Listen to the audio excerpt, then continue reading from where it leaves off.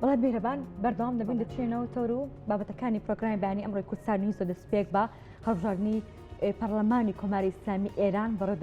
دەست پێ دەکەن کە ئەمڕۆ خوڵی شەشەمی هەڵبژاردنەکە بەڕێو دەچێت. دەچین لای تەورەکەی پرۆگرامی ئەمڕۆمە هەستە بارەت بە بەڕێوچوونی هەڵبژاردننی کۆماری ئیسلامی ئێران دەچین لای زۆر بەڕێ جەمال ئارێز ڕۆژنامەنووس و چاودێری سیاسی. ڕاستەخۆ بەڕێزان لە سەدۆ لەگەڵمان ئامادەن کاک جەمال سڵاو لێ بێت باین باش. سپاس کاک جەمال. کاک جەمال ئەمڕۆ هەڵبژاردنێکی گشتی لە ڕۆژهەڵاتی کوردستان و هەروەها لە ئێران بە گشتیدا بەڕێو دەچێت. پێشبینی بەڕێستان بۆ هەڵبژاردنەکان چییە؟ پێم وایە هەڵبژاردنەکە لە بارودۆخێکی زۆر هەستیارە بەڕێوەچێ و بۆ ئێمە وەکو هەرێمی کوردستان چەند هەڵبژاردنەکانی ئەمریکا دڵە کوتێمان پێخات، چەند هەڵبژاردنەکانی تورکیا، چونکە ئەمانە هەموو ڕاستەوخۆ و ناڕاستەوخۆ کاریگەریان لەسەر هەرێمی کوردستانەیە بۆ کۆماری ئیسلامیش بە هەمان شێوە. ئێستا چەند هەڵبژاردن لە ئوردون بکرێت، لە هەندێک وڵاتی کە بکرێت، ئێمە زۆر مهتەم نین پێوەی لەبەرەوەی گۆڕانکاریەکی ئەو تۆ لە ناوچەکەیە دروست ناکە. بەڵام هەڵبژاردن لە ئێرانە نەک ئێمە کە دراوسێن، ینی نظامی سیاسی هەرچیە بێ ئەم دراوسێتیە و ئەم هاوسەیەتیە ناگۆڕێ و کاریگەری بەسەر ئێرەوە ئەبێت. دیارە ئەمەی ئێران لە بارودۆخێکە کە بارودۆخەکە هەم یاری زۆرە هەم نەیاری زۆرە.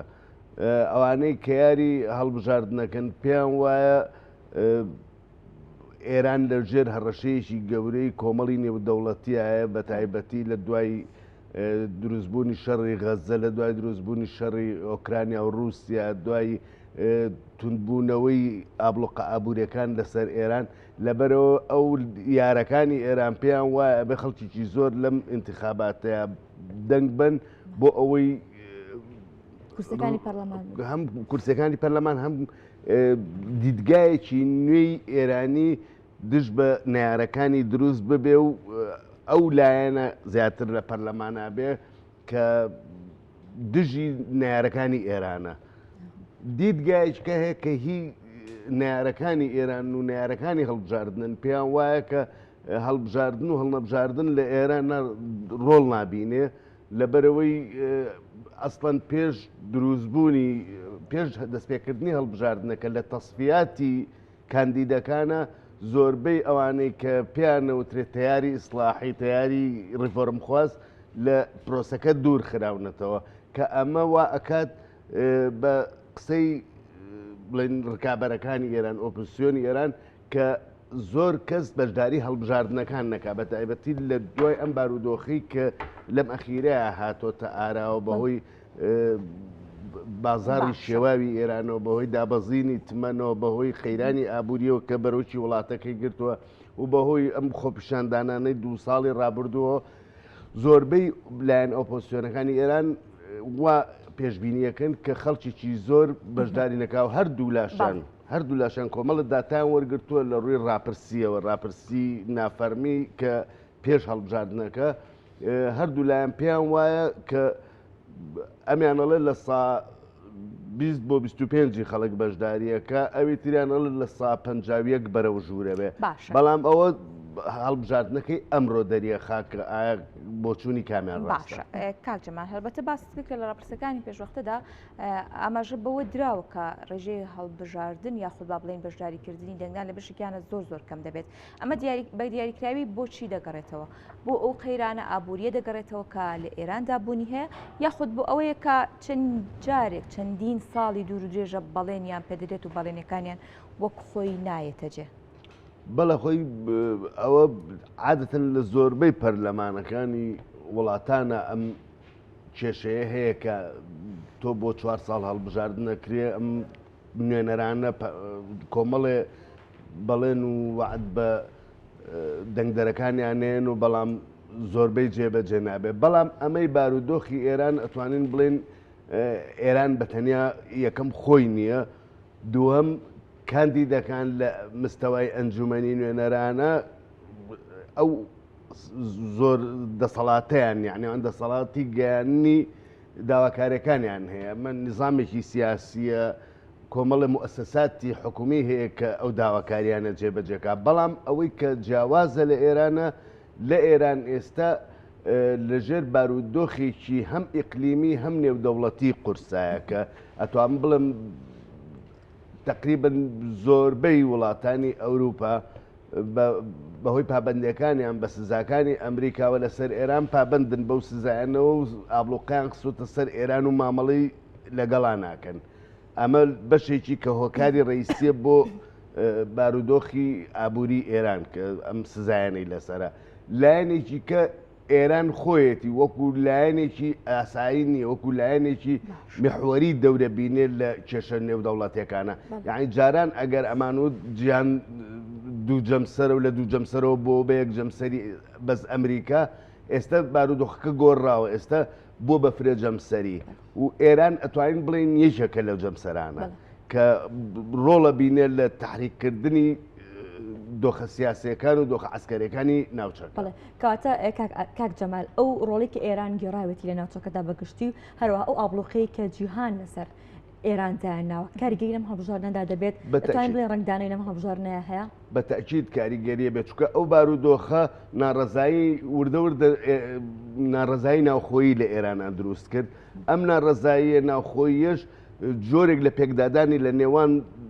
دەسەڵاتی سیاسی و ئەمنی ئێرانە لەگەڵ خەڵکا دروست کرد. ئەمە ڕەنگە کاریگەری هەبێت لەسەر دوورکەوتنەوەی بەشێکی زۆر لە لەوانەی کە ئەو ناوچانەی کە ناوچەی گەرم بوون لە خۆپیشاندانەکانە و زیانیان بەرکەوت و تووشی بەریەکەوتن بوون لەگەڵ حکوومەتە. بەڵام ئەمە ناکاتە ئەوەی کە ئەومان بیر بچێ خەڵکێکی زۆری شێ لە ئێرانە کە مانەوەی خۆی لە سای مانەوەی ئەو دەسەڵات و ڕژێمەی ئێستەی ئێرانە ئەبینێتەوە، لەبەرەوە ناتوانێت دەستبەرداریەوە بێت چونکە لە ئێرانە جۆرێک لە حیسی وەتەنی هەیە. کاتی خۆی ئەبولحەسەن بەنی سەدر کە ڕئیس جمهوری ئێران بوو، دوای ئەوەی لەگەڵ نظاما تێک چوو لەگەڵ حکوومەتی ئێرانە تووشی بەریەکەوتن بوو، ڕایکردە ئێران هەندێک لە دەستگا مخابراتەکان کاتی شەڕی ئێران و عێراق بوو، چون داوای ئەویان لێ کرد بە حکمیەوەی سەرۆک کۆمار بۆ هەندێک زانیاریان لەسەر سوپای ئێران و لەسەر تواناکانی باتێوتبووی من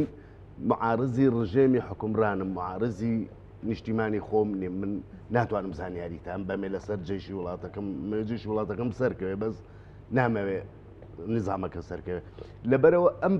دیدگا و تێڕوانینە لای ئێرانیەکان فەرقی هەیە. ئێرانیەک ڕەنگە پێی خۆش بێ نظامی حکوومەکە بگۆڕێ، بەڵام پێی خۆش نییە وڵاتەکەی شکست بێنێ و ئەمەی ئێستش بەڕێوەیە جۆرێکە لەوەی کە پێیان وایە ئەبێت مەسەن غەرب پێی وایە بێم نظامە بڕوخێ. ئەم نظامەش بە جۆرێک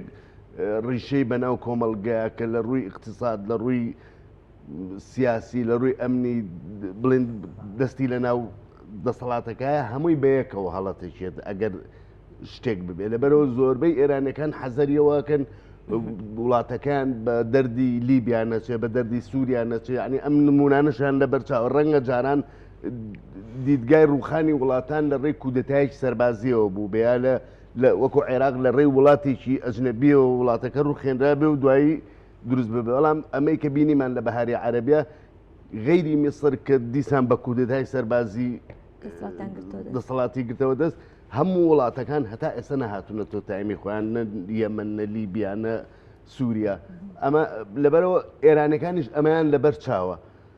بۆیە چەند معارەزەکان توند بن لەسەرەوە ڕەنگە ئەوانەی کە مانەوەی خۆیان لەسایی نظامەکە و لەسایی حکوومەتی ئێران نابینن ئەوەندە پێداگری بکەن لەسەرەوەی بەشداری بکەن. لەبەرەوە پێم وانە نە ئامارە بەرایەکەی یا ئەو ڕفراندۆمە بەرایەکەی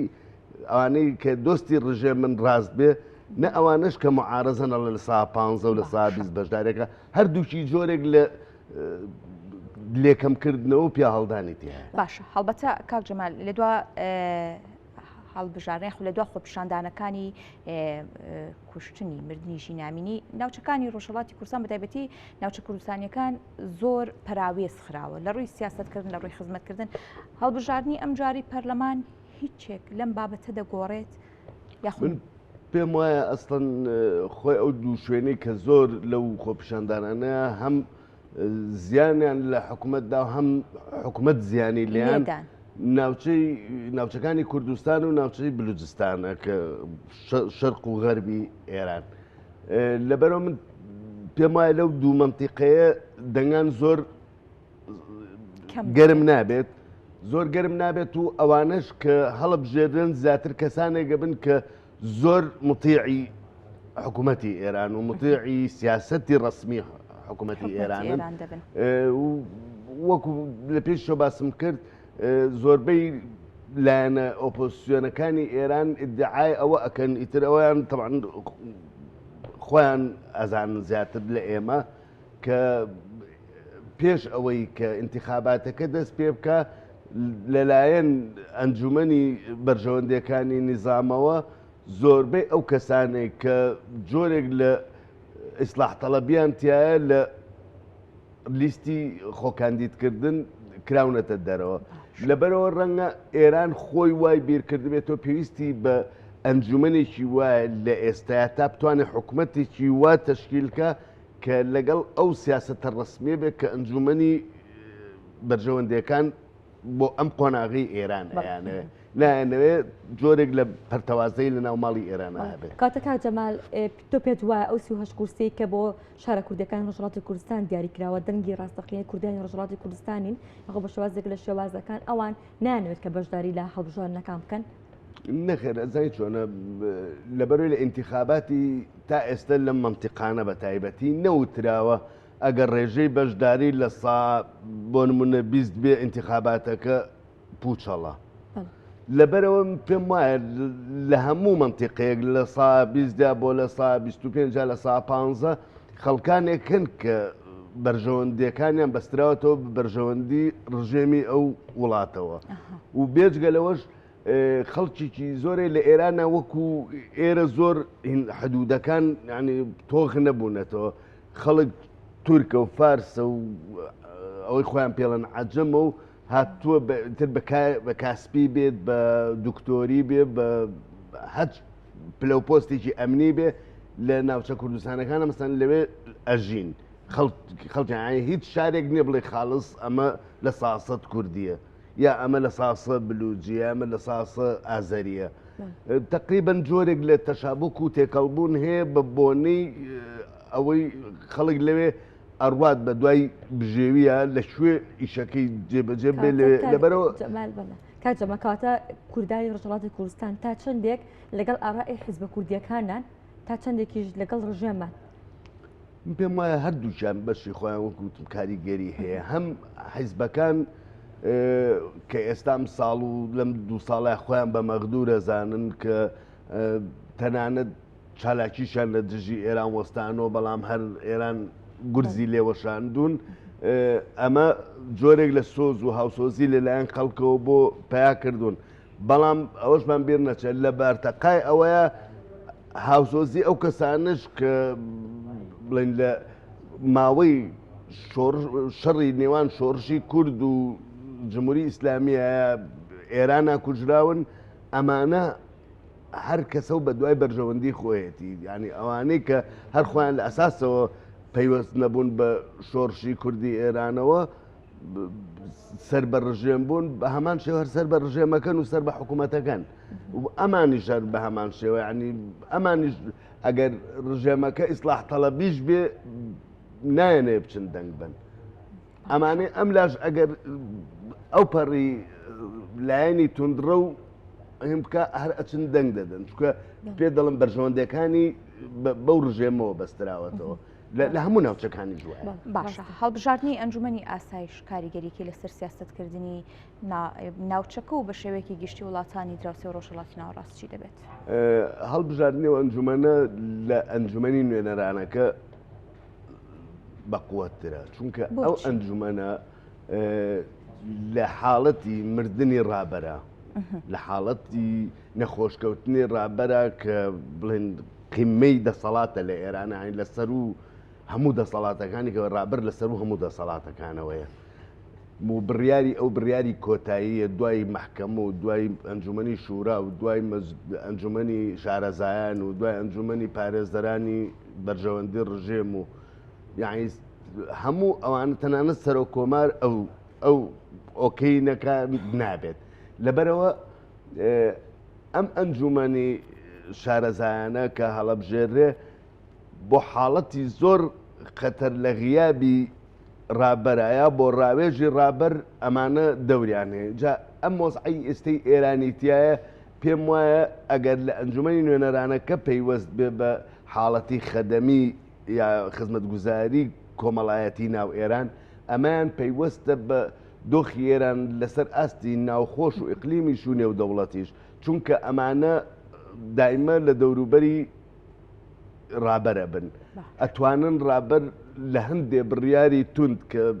زەرەر بە ئێران بگەێنێ پەشیمان بکەنەوە و ئەتوان هاانێ بن بۆ هەندێ هەنگاو کە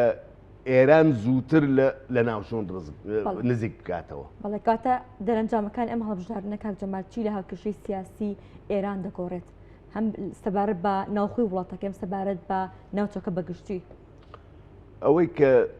جیاوازە لە هەڵبژاردنەکانی تر هەڵبژاردنەکانی تر وە کۆڵن دایمە ئەگە بۆ دیکۆریش بێت و بەرەی ڕیفۆرم خواز و بەرەی کۆنەخوازەوەی خوان پێڵن بەرەی ڕیفۆرمیست و محافزین بەڵام ئەمەی ئێستا یەکلایی بۆتەوە یەک بەرەیە ئیتر ئەم بەرەیە ئایا سەری ئێران بەرە و ئاشتیە باە بەرە و جەنجیە بە ئەمان ئەم خەڵکی ئێران قەراری لەسەردن. بەڵێ باش زۆر سپاس بۆ زۆر بەڕێز کاک جەمال ئارێست بەڕێزان ڕۆژنامە و چاودێری سیاسین سپاس بۆی کە لەم پرۆگرامەدا لەگەڵمان بوویت. سپاس بۆ بەڕێستان دەستخۆش.